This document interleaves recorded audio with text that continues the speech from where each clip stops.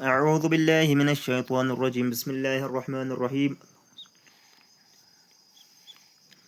لن تنالوا البر حتى تنفقوا مما تحبون وما تنفقوا من شيء فإن الله به عليم. كل الطعام كان حلا لبني إسرائيل إلا ما حرم إسرائيل على نفسه من قبل أن تنزل التوراة. قل فأتوا بالتوراة فاتلوها إن كنتم صادقين. فمن افترى على الله الكذب من بعد ذلك فأولئك هم الظالمون. قل صدق الله.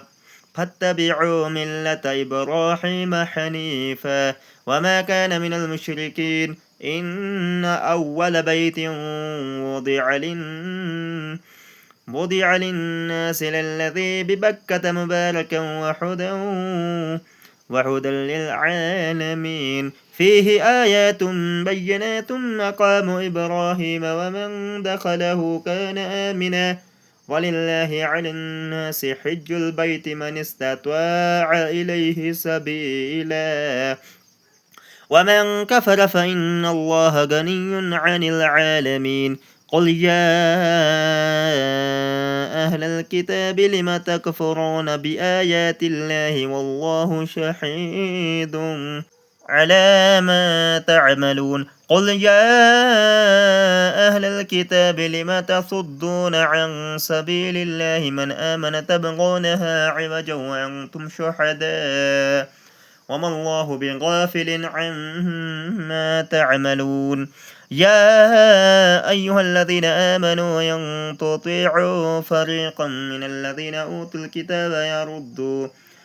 الكتاب يردوكم بعد إيمانكم كافرين.